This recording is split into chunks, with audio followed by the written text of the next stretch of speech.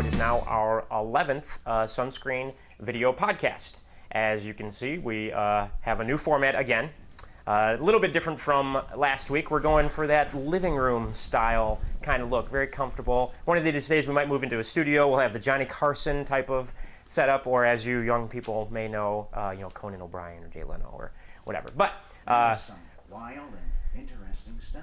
who's Johnny Carson? Regular contributor, superhero, writer extraordinaire Brad Siberson, filmmaker and programming director of the Sunscreen Film Festival, Tyler Martinovich, and I am Tony Armour.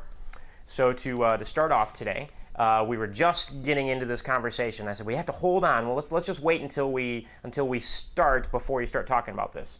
Superhero here was talking about how he has a temporary phone. Oh, yeah. And it's a flip phone. Remember these? So it's basically, the old Star Trek communicator. Yeah, I'm due for a new phone here in a month, but some 7-year-olds beat my ass and threw me in a pool yesterday. Yeah. I thought I'd get all smart on them, and it was their birthday, and I grabbed the one with the birthday, and I said, come on. And I got them up like this, because they don't weigh anything, and I run out, and the other ones open the sliding glass door, and I go, splash, and say, there, happy birthday, like that.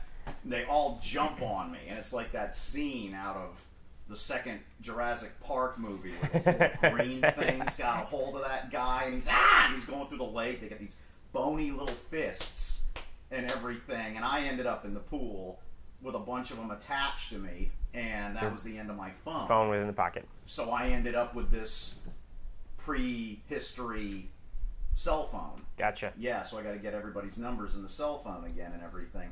But I started to say, I've always heard this story. Remember the big gray cell phones that had the flip on them? But back then the technology wasn't that good. Yeah. Bill Shatner was a heavy investor in that. And I don't know if you ever saw the commercials where he'd come on and say, I want to tell you about this exciting new investment opportunity. It's called cellular. Remember that?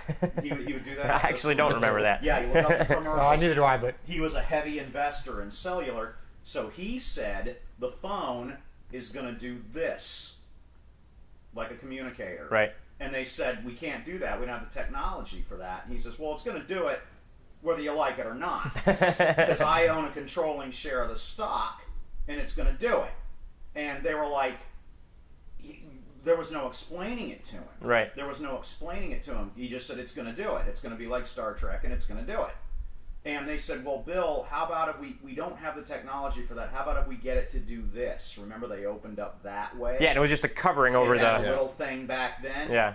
And he said, all right, I'll deal with that for now. And I don't know, that could be an urban myth, but I've always heard that story. Right. I want to believe that story though, so I hope it's not. Yeah, and because he's big into the whole thing. Remember he did the thing on History Channel called How Star Trek Changed the World? Yeah. Oh yeah, He yeah. knows all about how hospital beds and everything else have been affected. The first real computer was called an Altair, and he's big into all of that, but that's what he wanted to be, a communicator. He said, good, we finally reached the communicator, and they had to negotiate with him in order to get it the way that, to appease him. Right. In other words, but of course nowadays you have, nobody even has a flip phone anyway. Beep, beep, beep, beep. There you go.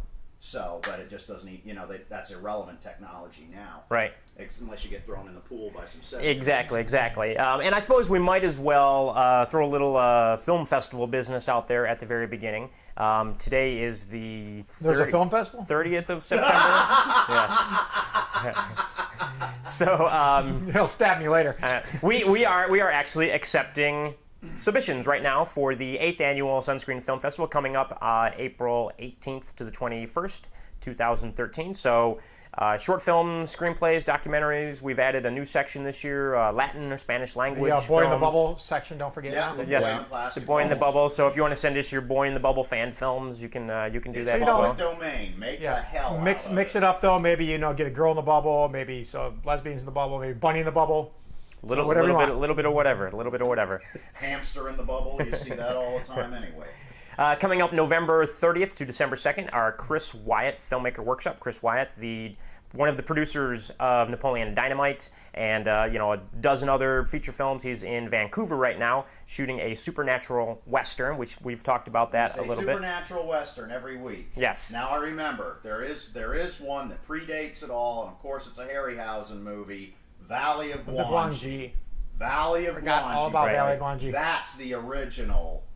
I mean, that was made in 1969. I was Yes. less than a year old. Cowboys versus dinosaurs. You can't beat that. Yeah. That's awesome. That's the original. You know what? We haven't had a good Cowboys versus Dinosaurs movie I in a bet while. you No, can we find a haven't. trailer for it on here We later, too. probably can. We probably Valley can. of Actually, Guanji. why don't you let one of us look that up while you continue with So some sign news? up. Well, I got this queued up. So Okay. Queued our up. next thing we'll chat about. Real And- quick too, I'll give a plug for Chris. Yeah. It's too late now, but this morning premiered the brand new Teenage Mutant Ninja Turtles on Nickelodeon. Yes. And Chris wrote, I think, 3 episodes. For And this it'll be season. rerun to Yeah. death. So One Yeah, of and the Chris is 7-year-olds also- got the action figures for it yesterday for Yeah. his birthday. They had the action figures out and ready to go as it premiered. Yeah, and Chris is one of the writers as well on the Disney Ultimate Spider-Man series and on the Avengers series, and so now he's an also. action figure when he came into town. I'm sure. Oh, I'm sure he would. He's a cool guy. That for Austin, he Yeah. probably He's a nice guy. Absolutely. wouldn't appreciate it now, but he'd appreciate it Right. down the road. Right. So one When little he thing hops it anyway. that I wanted to chat about, a movie that I wanted to chat about that I kind of wasn't on my radar at all, and it's been out actually for maybe a month now or something like that. But it's called Hit and Run.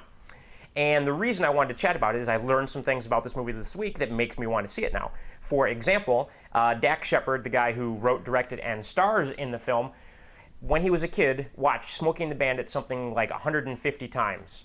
And so Who didn't?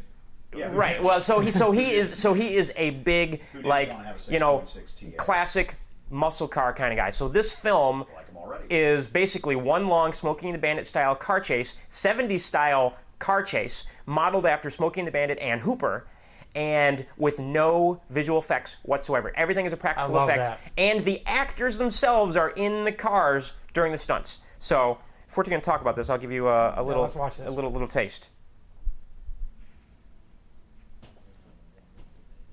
Turn the volume up there.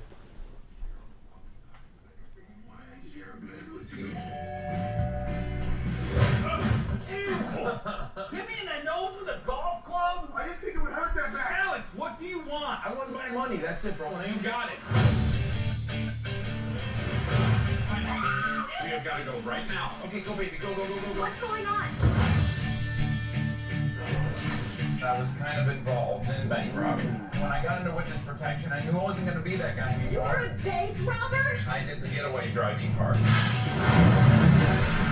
Who are you? Zanny's in here. Take it. I don't need it. Take it. If you mix it with wine or beer, it sort of supercharges it. I clocked you at 127 miles per hour. I'm a U.S. Marshal, and I've got someone in witness protection. Is that Tom Arnold? It is time. Yes! Do you think it's safe to say that you shouldn't be driving at NASCAR speeds? Oh, I didn't know what. I had no idea. Oh, you no idea. I buried something that Alex wants. We were best friends, and you betrayed me. All right, let's go. Hey, come out here! What are you looking at, bro? That's disgusting! You can't outrun me.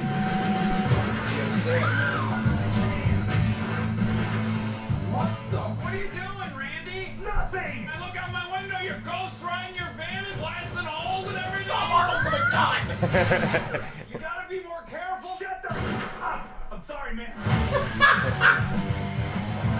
This whole thing happened really fast, and I'm sorry. Except for completely lying about who you are. You may have had 3 ways with dudes, I don't know. Whoa, whoa, whoa.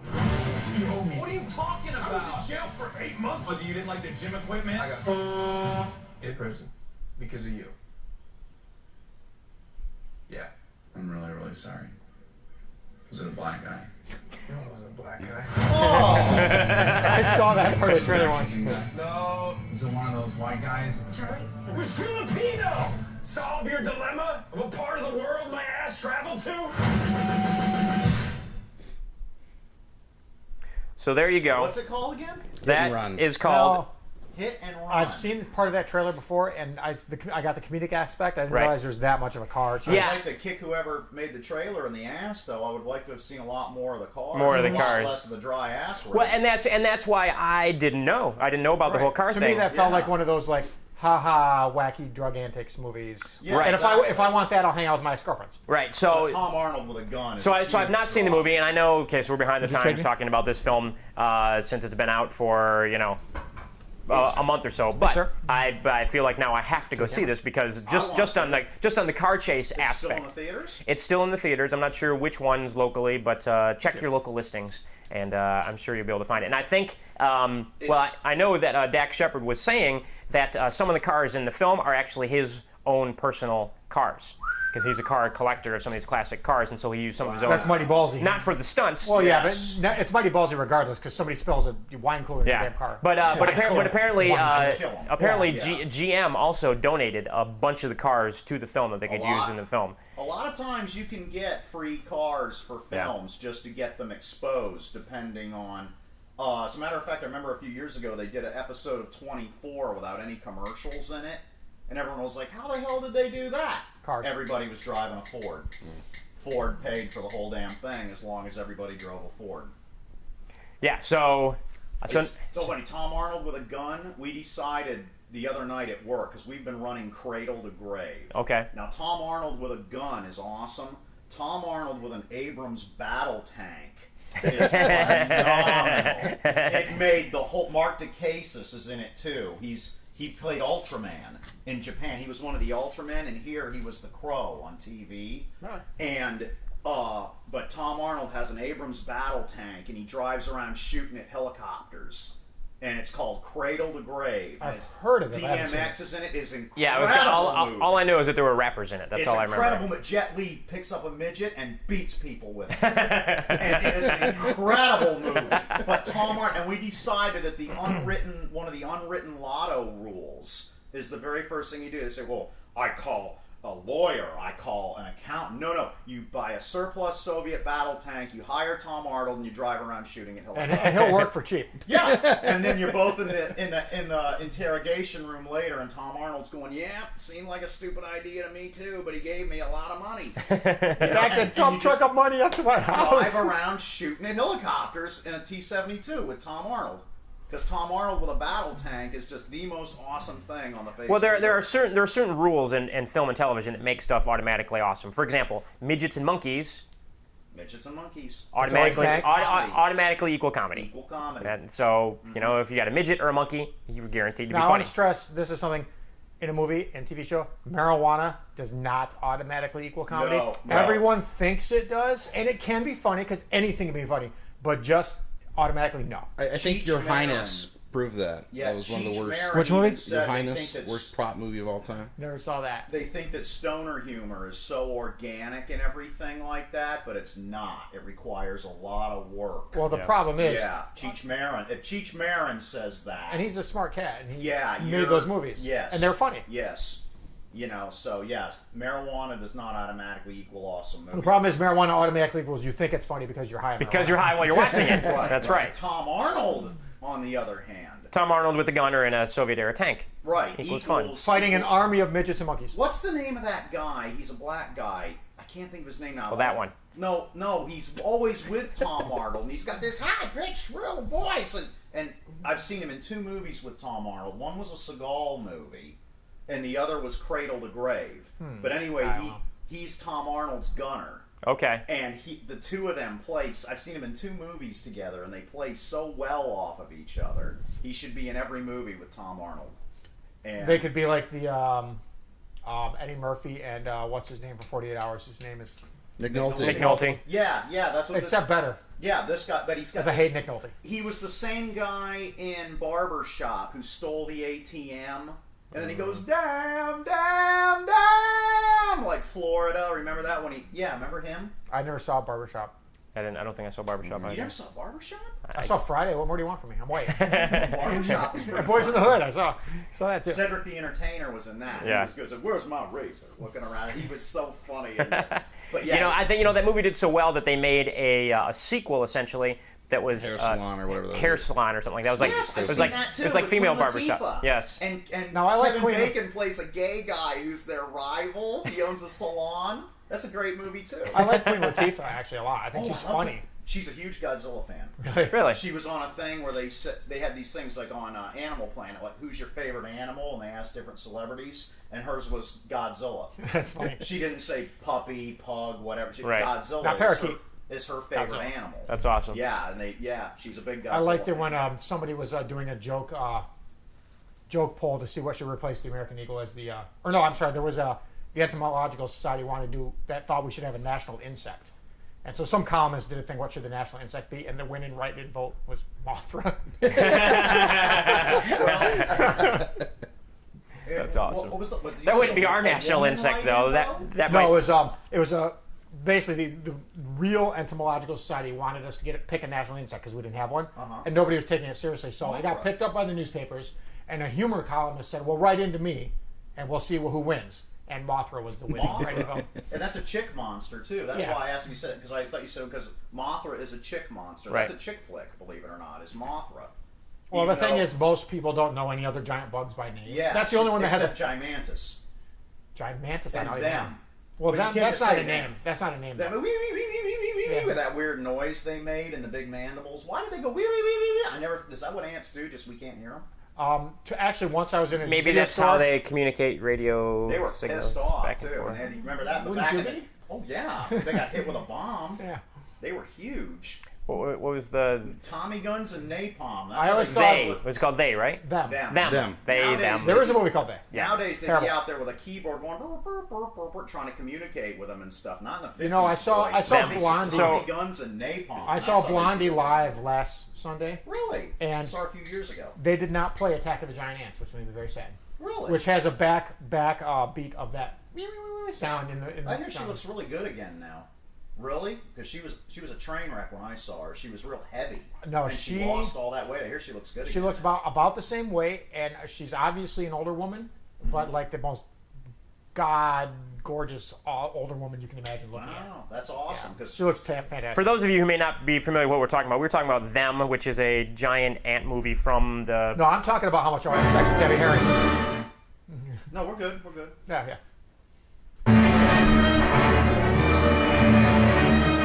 I tell you, gentlemen, science has agreed that unless something is done and done quickly, man as the dominant species of life on Earth will be extinct within a year. A year? They said that about global warming. Come on. Global warming is the giant ants.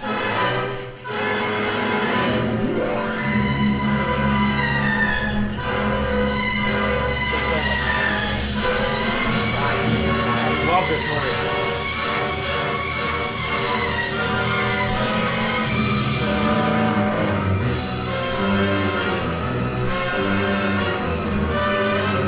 It's like, what is it? What is it? President Building of it the up. United States, stay in your homes, I repeat. Stay in your homes. Your personal safety, the safety of the entire those hats. city depends upon your full cooperation. See, that was a cheer for baldness in those days. Military You bought a hat. Yes, cities, nations, even civilization itself, threatened with annihilation. Because in one moment of history-making violence, nature, mad, rampant, wrought its most awesome creation. For born in that swirling inferno of radioactive dust were things so horrible, so terrifying, so hideous. There is no word to describe them.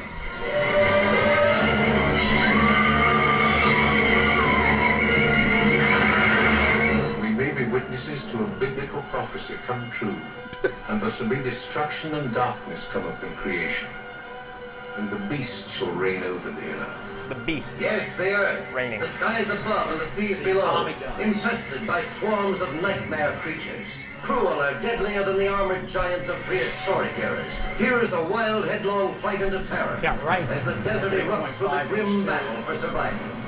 Here is a fear-frenzied moment of suspense, as mankind totters before a thing that multiplies faster than it can be killed. Here is a desperate plunge into the black depths of the earth, where human courage challenges the brute force, the slashing jaws, the poison fangs that guard the subterranean nest where the beast spawns its terrible progeny. To all units, condition red. Drain 267 is the target area. Repeat, condition red. Drain 267 is the target area.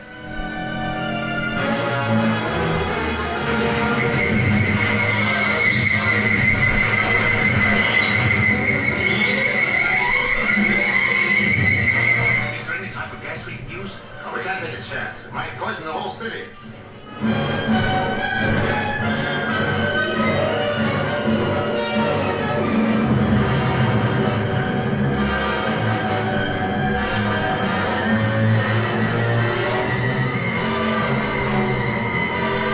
Terror.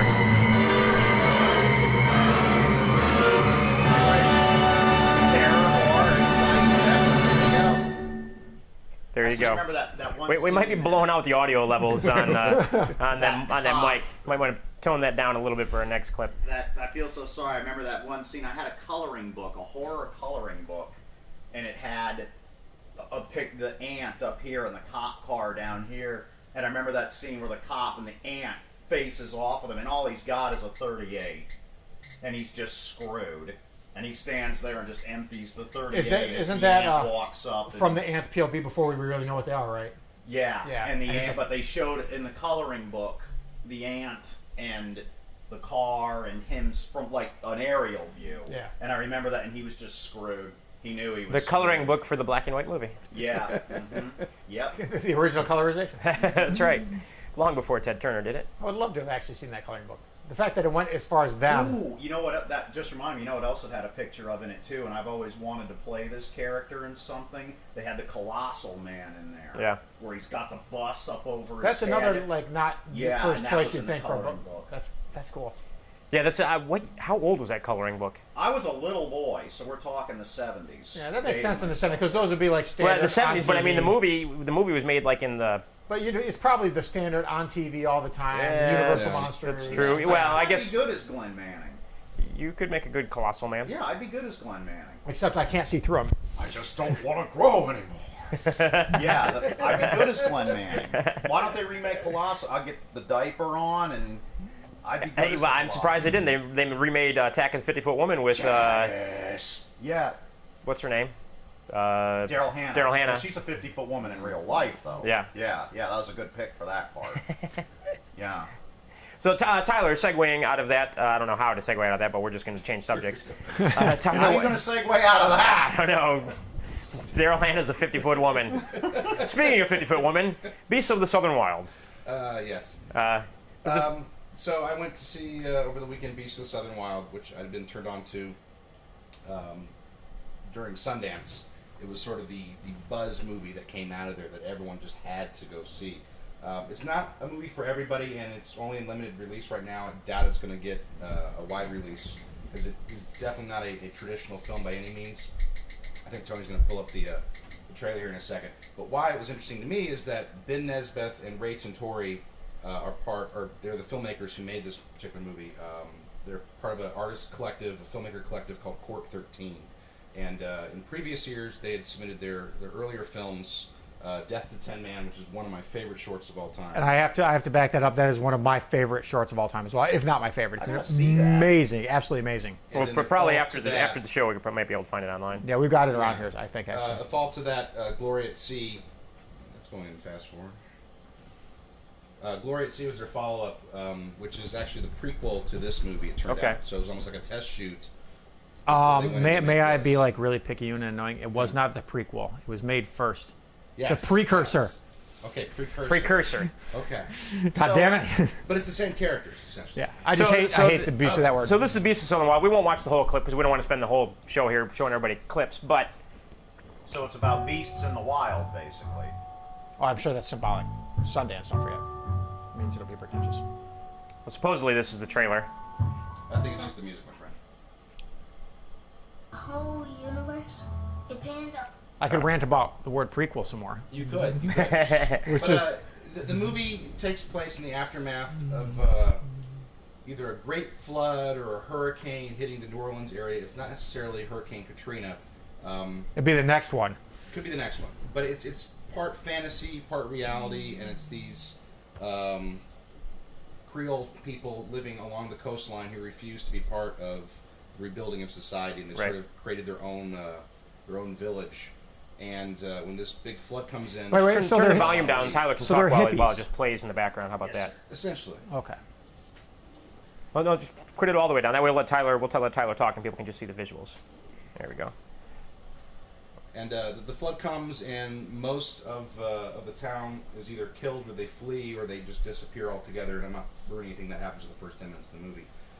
But the story is told from this little girl's perspective, as she's trying to negotiate the environment, Hamster phone. her relationship with her father, who is this strange sort of medicine type man, and then ultimately how she deals with being on her own, because she is very much alone. Right. But it's part fantasy as well. I don't know what's going on. Yeah, you got a bad visuals. I've seen the trailer for this now, and that just made me think about it. It did look interesting.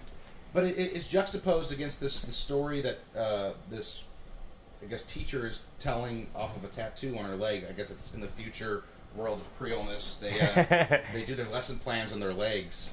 But it's an old cave painting drawing. Do they just repeat the same lesson plan over and over? I guess so. I don't know. You'll see what. But it's a cave painting showing how man is trying to fight against this beast called the aurochs, which is this giant pig-like creature with huge tusks. Wow. Razorback. And in her mind, there's the aurochs right there running through the town. If he's giant, he must have been hit by a bomb. Huge. There's the segue with Nuclear waste. Yep. Nuclear waste. Oh, like, it is Yeah. Razorback. I love Razorback. Yeah. But even the architecture sort of mirrors the beasts themselves, but it's about progress coming forward and being unstoppable. You just can't stop it. No matter how they want to isolate themselves from the rest of the world, eventually it's going to overtake them. So the giant boar actually represents progress. And that's funny because giant monsters usually represent something. Yeah. Atomic horror, progress, and these giant runaway boars, technology, God knows what. Yeah. Yeah. You're really not sure if these giant boars are actually there. In some scenes, it seems like everyone is cognizant of them. They're actually interacting with them. And other times, it's only in the girl's head. But it's a really amazing film. And the soundtrack is incredible. Ben Nesbeth, who's the filmmaker, started out as a musician. So if you watch Death to Tin Man or Glory at Sea or Beast of Southern Wild, it's essentially the same music. He just expands upon it, but that's his sort of his ethos, his theory behind filmmaking is it needs to be like a symphony. Right. So that's how he edits, that's how he writes, that's how he... Now, what's the connection now? He's the director as well of this, and of Tin Man, and of the other one? Yeah. Okay. And we've had 2 of his films at Sunscreen. But obviously we're not And going to have Tin this Man one. again It's already out fantastic. theatrically, so. Yeah. This is not the first thing the giant boar's been in either. He was in Frankenstein Conquers the World in 1966. And more importantly, Razorback, where he eats Gonzo Gates' wife. Ah, see, that's where we learned that the bomb hadn't just created Rodan and Mothra and the Gargantuas and all these other stuff. There's these giant boars that live up in the hills of Japan, and I mean, they're the size of a Chaffee battle tank. They're huge. And Frankenstein and Baragon, they end up slugging it out, but they try to eat them. And you see one run past one of the battle tanks, and they're huge. I wasn't familiar with the Frankenstein versus Giant Boars movie. Oh yeah, It exists. Koji Ferhata. You can't talk about who played Frankenstein without bringing up Koji I think Ferhata. didn't it start out as Godzilla versus Frankenstein? There was a huge problem. They couldn't get it pulled off, and they just... That Godzilla was a lot bigger than Frankenstein. Well, it was supposed to be a monster Frankenstein. Yeah, and Godzilla spent most of his time falling over in ditches and stuff like that, putting Frankenstein over, so it was very good that it didn't get made. Yeah, they just kind of like couldn't get it made or angry about it. Baragon showing up, that was his first film. I like Baragon. He's kind of like the Pug of the Toho universe. Like, he's the only one that's ever been played by a chick. They got Ray Oda to play him in the last one he showed up in because she's so tiny. She's like 4'8", and she was up against a guy, I can't pronounce his name, but he also played the front half of Legion and Gamera. He's about my build and height, which is nothing spectacular, but for a Japanese man. Right. And then they put him on Karloff boots and everything. If you can pull that fight scene up, that's something to look at. We'll look Godzilla versus Baragon. But she's down to here, which is where Frankenstein and him were supposed to be about 60 feet tall. Right. And Godzilla is 152 feet tall. And it's an incredible fight scene. But anyways, convoluted story. Back to the point. That's the first place the giant boars ever showed up was in Mount Fuji in 1966. I would totally. with Nick Adams. I'm gonna back his recommendation of that movie and Razorback, and then see all three. Like, that movie's fun. Razorback's fun, but a little pretentious at times. It tries to get a little arty. And then this is obviously a very serious How do movie. you get arty about giant boars? I know, but they did. They try to get arty and try to make it a not an art film by any stretch, but a little more serious than it has any right to be. Now, see, here in Florida, boars, that's serious business to people here in Florida because They're dangerous. they're dangerous and they're overrunning our ecosystem. It's like, I know guys that hunt, and if you shoot more than your limit and stuff like that, the game wardens will usually just turn a blind eye and go, Well, Yeah, the thing that makes them, boars are nasty. I well, mean, the thing want that them makes them gone. dangerous is that people like they are dangerous, but people think, oh, it's a pig. Right. I'm not afraid of a pig. The next Well- thing you know, it's like jumping you in the fucking brush, and you're what screwed. makes him really dangerous is they're destroying the ecosystem. They don't belong here. The Spanish this would be a good thing for a movie. Yeah. Like Chicken Run. It would be just like Chicken Run, only with more. The Spanish brought them here as a food source. Right. And the pigs had other ideas. And they escaped. Yeah. And then they bred like rabbits. And that's why... Or boars. And we have boars in Florida, and they destroy the ecosystem down here. Yeah, And they that- really root up and That's why tear they want everything, them gone. apart. They So, want them gone. and they're good eating too. So, Are they? yeah, I guess they're hunters- pigs. It's a I mean, pig. everybody likes pig, Remember guys except the who Jews. used to work out with us? No offense. Big game hunter. Yeah. Tons the Muslims of too. meat They don't to eat that either. orphanages and everything. Oh, really? He shot more than his limit on numerous occasions. Never met a Muslim, though, who they didn't always eat turn bacon, a I'll tell you blind what. eye because they want them gone. They live in And the States. a boar for you Game of Thrones fans did kill King Robert Baratheon in Game of Thrones. And as this well. is completely out of nowhere, but the best episode of the Gummy Bears involves a giant boar too. In South Park, Bigger, Longer, does. Uncut, Yeah. Saddam Hussein ended up in hell because he was killed by giant boars. Speaking of Saddam Hussein, that's actually a little segue. I thought it was Wild I had an Dogs. idea for a film last week Boars. that will probably never ever get made, but I thought it would be a lot of fun. And obviously, everybody knows. Make it, submit it. Obviously, everybody knows about the whole, Muhammad movie, Image of Muhammad sort of thing. And I thought how fun it would be to make a movie where we had a Muhammad zombie that comes back to life. I sense a fatwa, and I'm covering my face attacks now. people, and so we call it Muhammad Zombie. No, I don't want no fatwa put out on it. Yeah. Muhammad Zombie. No. And you've got the Muhammad Zombie. It is Muhammad. It's somewhere in the Middle East. Muhammad comes back as a zombie. Now I have and a starts better whacking. idea that's equally as weird, Or a mummy, but maybe. won't get you like shot. How about you make a movie about the life of Muhammad, dead serious, but since you can't show Muhammad, there's just nobody there. You just don't show him visually, and people are talking, but there's no one there, and he's doing whatever he does, and there's no one there. What if you did the whole movie from Muhammad's POV? From Muhammad's Like point that, of there's view. a noir film shot like that. What is the name of that movie that sparked off all the stuff in Libya? Is it Religulous? Is that what it's called? The one that they just showed in Libya and The one the one that No, inspired what you're talking Religious about. is they is killed the Bill Maher's. ambassador or something like Yeah, no, that was the one. It was just Seriously, Muhammad Zombie. That's your idea. Muhammad Zombie. Be fun. I wanted to No do. way. I'm not in on that. I wanted to do. What actor do we get to? What actor do we get to play You want really? Muhammad Zombie? I wanted to do a movie where this is actually a ripoff of Black Christmas. I believe. No, not Black Christmas. Christmas Evil. But I wanted to do a movie where a guy was a slasher killer, but he dressed as Jesus. And he was going around doing his thing, slashing people. And then finally the cops come on him and they corner him in an alley and like, all right, we got you now, buddy. And all of a sudden he goes like this and he gets raised up and they're like, they drop their guns. They're like, truly, this was the Son of God. That's brilliant. And I told that story to someone, and it was a guy I'd met that night. And maybe 6 months later, I go to the same house, and that guy happened to be in town again. I met him a second time. He's like, "Oh, I remember you. You're the guy who had that idea for the slasher movie where the slasher's really Jesus at the end." I'm like, "Yeah." He's like, "I think about that sometimes, and it makes me uncomfortable." My new friend Mikey at work wants to make a movie with Jesus in it, and it's about the Krampus. Remember Silent Night, Deadly Night, and all the stink that was? Yes. Oh, of course, yeah. He wants to make a movie about Krampus. It's been done, and it's good. What is Really? for the audience and me? Explain what Krampus is. Okay, with Santa Claus. Pull up The Saint. Goes in the transporter. Remember when Kirk went in the transporter with all that ore on him, and he walked away, and then evil Kirk turns around with a mascara. How do you spell Krampus? Just on no, his just The eyes Saint and is. There's a everything. movie about it. He's all lit. Well, that's what the Krampus is. Came out just a couple years ago. Santa Claus went in the transporter with all this ore on him, and he walked. And then there'd be an evil Santa Claus that came out with the and he takes switches and he beats kids. This is. No, somebody just did this. This 2 is years real. ago. This is actual. They never tell you this in the Rankin Bass specials and stuff. But while Santa Claus is going around bringing toys to the good kids, this Krampus thing is running around beating bad kids, and sometimes he throws them in the lake. So the when you do a search for Saint, you're not going to find anything. There's a movie, The Saint. Simon Templar.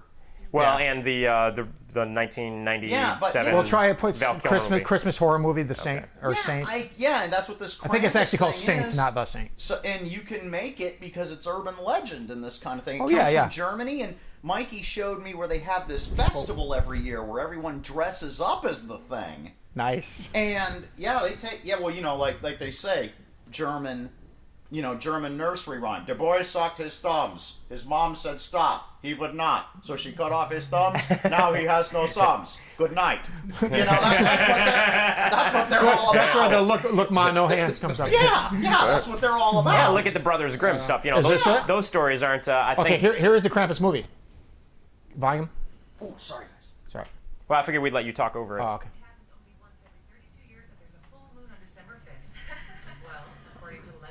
And it's a good movie. It's not just crap. It's fun. Really? It's really well made.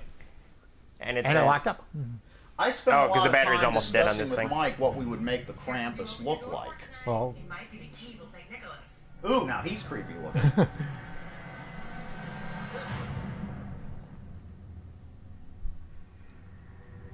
So this is the evil Santa Claus movie. I'm scared already. and I recommend this movie because it's actually a good, fun, well-made horror movie. There's a great for roof. Christmas. There's a a horror great movie for Christmas. great rooftop chase like I've never seen in a movie. Really? I like rooftop chases. It's a guy with a gun chasing the Krampus who's like doing these impossible acrobatics as he's like with his evil reindeer leaping from roof to roof with police cars chasing him parallel, slowly realizing that this is something not normal. It's an amazing chase. It's really good.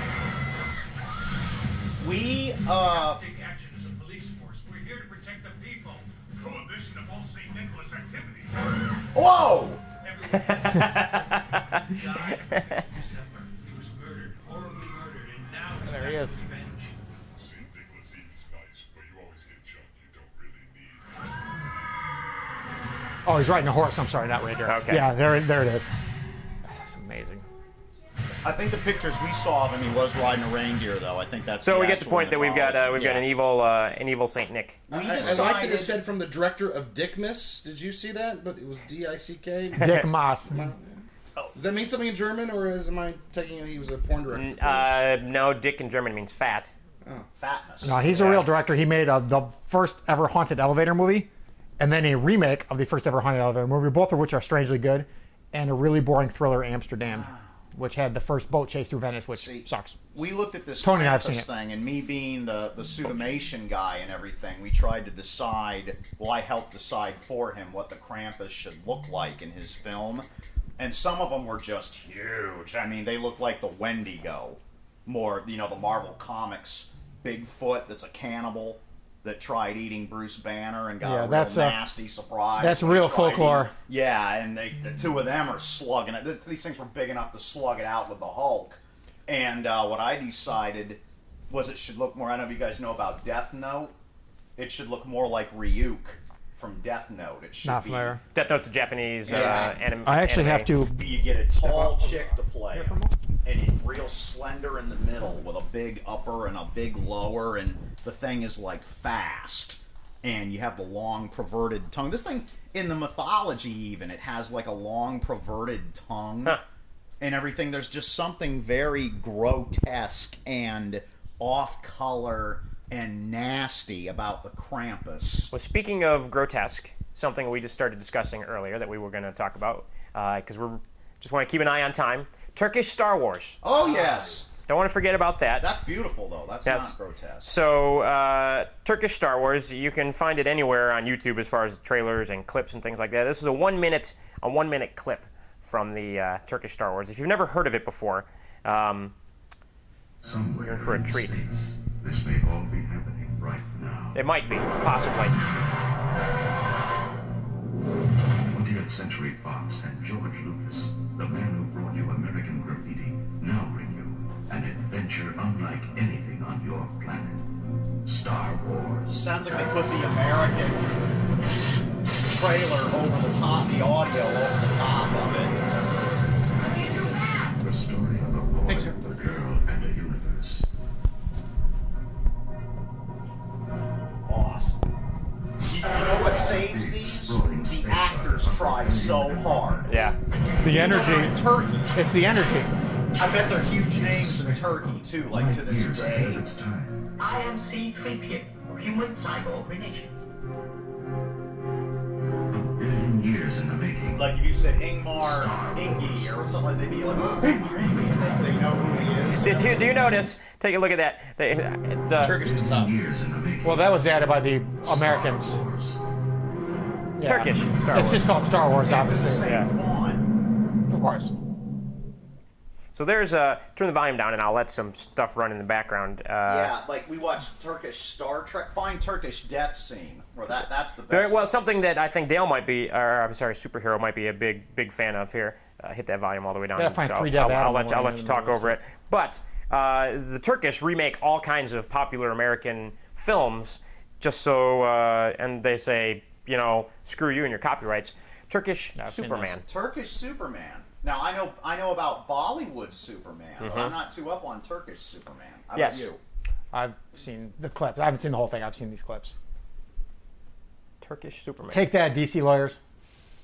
So I mean, hell, even the creators of Superman have been fighting with DC for 80 years Yeah. to get the rights I like that little rights puppet. to Superman. the That's best. awesome. So the Turks just say, we don't care. We're going to do everything. We will do Turkish Star Wars. We do Turkish Star Trek. We do Try to sue us. Turkish, Now, Turkish it's like I whatever. was saying earlier, like a lot of the soundtracks of the Japanese Godzilla films and that kind of thing, you can use in videos over here because they were never released in America. So Nobody has those rights. nobody has those rights. So you can use whatever you feel like.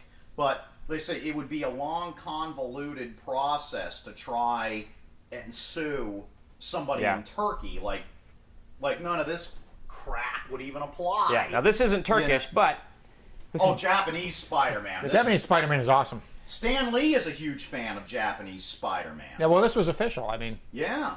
yeah, they had the rights to do it, and they were going going to do Japanese Moon Knight at one point. They just never did it, which is unfortunate. Wow, I would have liked this. Marvel's Batman. Yeah, I like people Moon Knight get a lot. so pissed off when you say Marvel Batman. It's true. I read a Moon Knight. Now see, he's got the flying car, and The there's robot. Leopardo. That's the giant robot that Spider-Man uses. Spider-Man in a giant robot. Yep. Now that's Japanese. Why it looks like a lion and it's called Leopardo, you got me. You'd think it would look like a spider. But for some reason, I like the way she looks. he has a giant robot.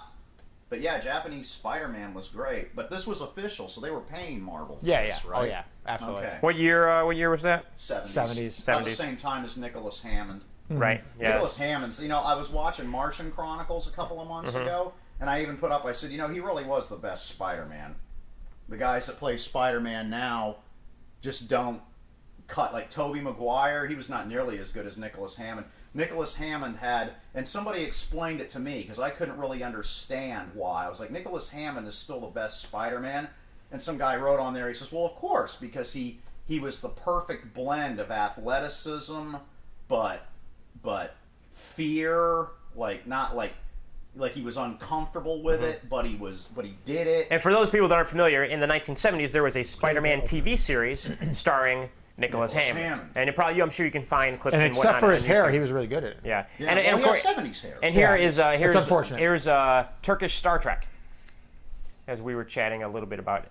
Not the greatest quality of the YouTube video here, Yeah. but Well, come on, this has got to be a copy of a copy of That a would be- copy of a copy on VHS. Turkish Captain Kirk, and it's even subtitled, so you can find it on YouTube and Yeah, find some. and what really saves it is the actors pour themselves into it. They Oh, yeah. They and like I said, I'd be willing to bet if you went to Turkey that a lot of the people that are in these things are big names. I'm sure. Yeah, that we know who that is. Like, this guy might be the William Shatner of Turkey.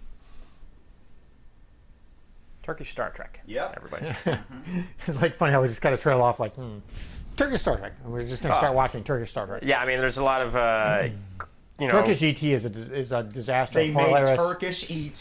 The special effects are hilarious. It looks like something, as soon as you saw it, you're like, oh my God, kill it before it breeds. You just don't want anything to do with Turkish ET. I'll see if I can find Turkish ET real quick because that just sounds fascinating. Yeah, it is horrifying. Oh, yeah. It makes Mac and me look like, Well, here we go again with, how the knockoffs are sometimes... Oh, my God! Oh! I dated her. So that everyone, for your knowledge, is the Turkish ET.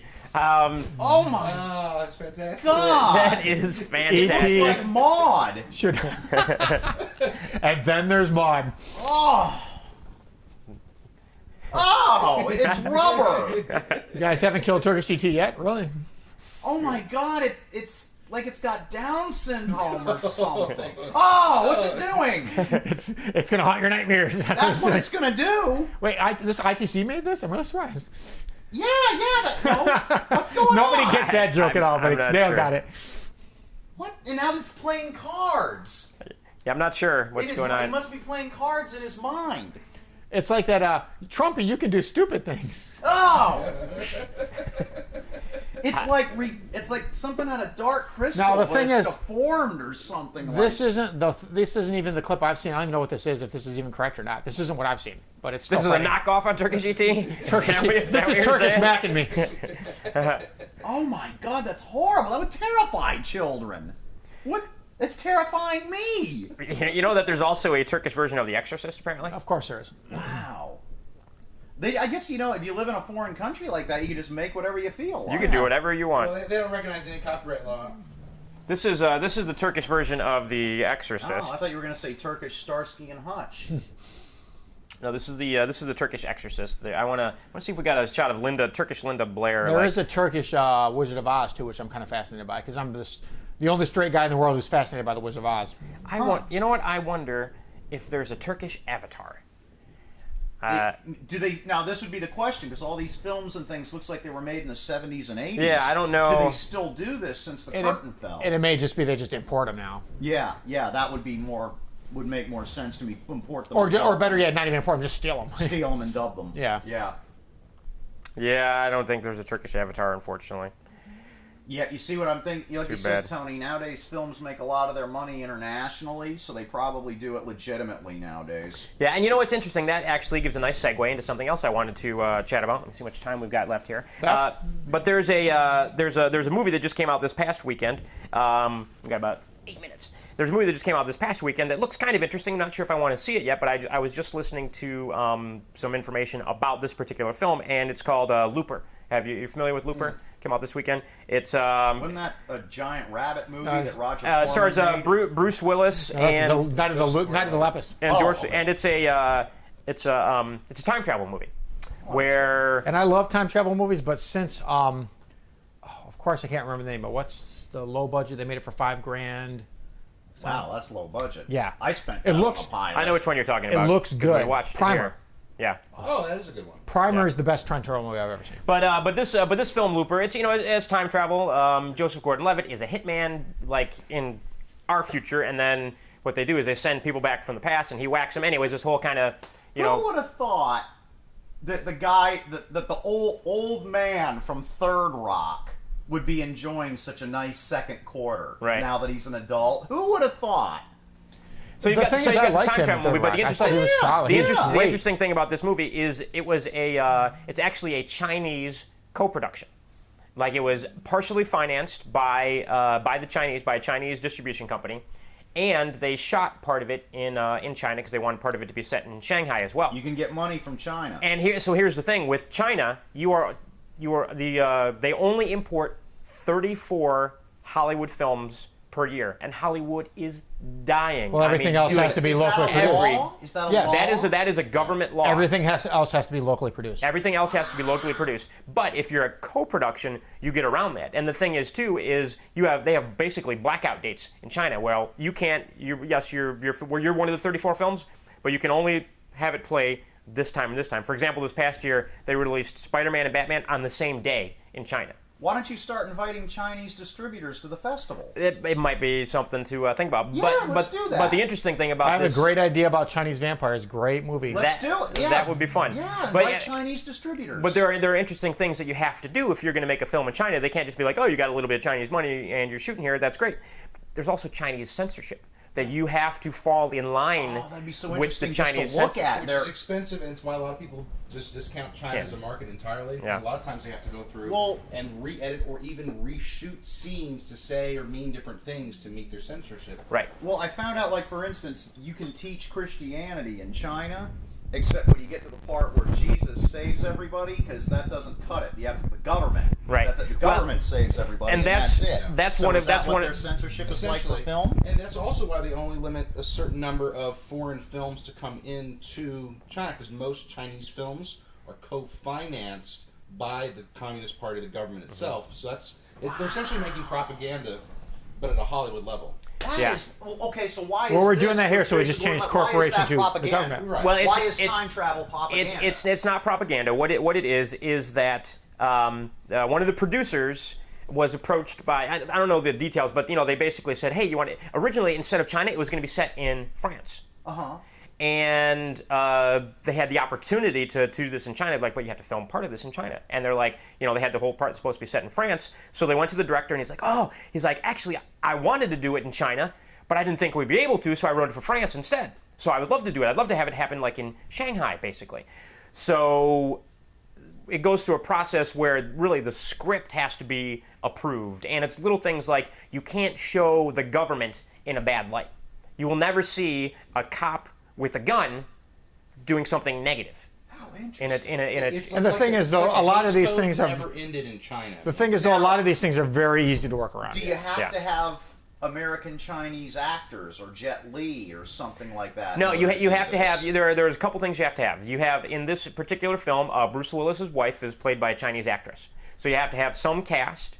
You have to have. Can they be American Asian, or do they have to come from China? They have to be Chinese. You have to shoot some of the movie in China and use Chinese crew, and it has to be partially financed by Chinese corporation. But you're saying they only spent $5,000 and the rest of it No. came from China. I'm talking about a different He's talking about a different movie. Okay. He's talking about a different movie. But it varies on. It's not like a hard and fast X, Y, and Z amount of this, and this. The Chinese government still is going to sit there and scrutinize and read the script and decide if it's something they're going to allow to be a Chinese co-production. And the reason is there's something like 5,000 movie screens in China right now, and that is far below like the per capita. I can't believe that. They got more people than they got a 1 billion man army. Yeah, so they are way below on the number of screens, and right now everywhere else in the world, going to the movies is basically plateaued, except for China. China is huge, and they are building more screens. And there's a Chinese company that just bought AMC Theaters. AMC Theaters is now owned by the Chinese. Get out of here. 100% serious. You mean you go to Woodlands 20? You go to the Woodlands 20 in Oldsmar, that is a Chinese company now.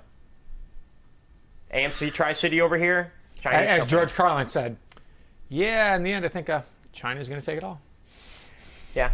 So it's remember we were saying they understand how capitalism works now. It's us who forgot. Yeah. And so the interesting thing is the Chinese, what they really want is they really want to have their own Hollywood, to be able to make their own films and kind of export them the way Hollywood does, but they just don't have the talent and the infrastructure. You just made me I wonder if like American people, like editors and producers and directors and stuff, have the ability to go there for a career. I'm sure, almost certainly. Absolutely. Yeah.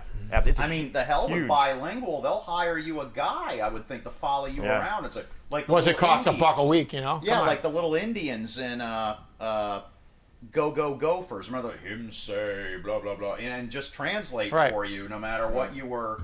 Yeah, and the best part is when someone insults you, says, "What are these damn Americans doing here?" They just translate it politely. He's like, he says he's not sure if your plan will work. I'll kill that mother effer. Yeah, exactly. He says, "Welcome to China." Yeah, that's amazing. Tyler, what were you going to say? I was going to say, look at The Raid. It's a Korean film, but it was done by a Dutch filmmaker. Mm-hmm. So there's all kinds of examples of foreign to China, at least foreign directors going over and having successful careers. Well, and here there's a film coming out. I'm forgetting the name of it. I'll see if I can look it up real quick. There's a film that Christian Bale.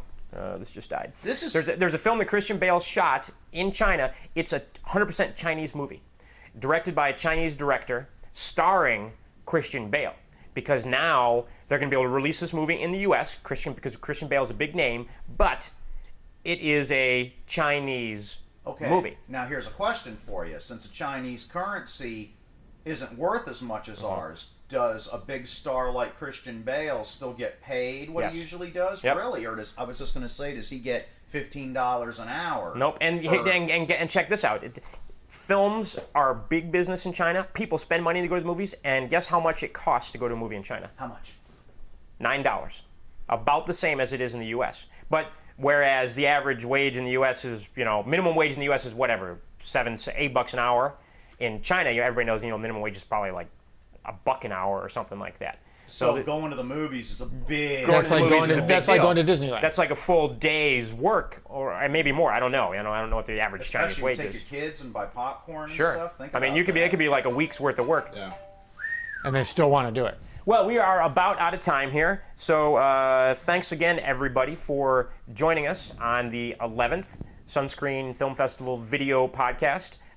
Thanks again to superhero Brad Siberson, Tyler Martin Nolich. I am Tony Armour. Find more information about us at sunscreenfilmfestival.com. Send us an email if you'd like to ask questions on the podcast, info@sunscreenfilmfestival.com or podcast@sunscreenfilmfestival.com. And anything else to hype? Anyone? Anything before we finish up? I always want to pitch out the 100 best movies ever made.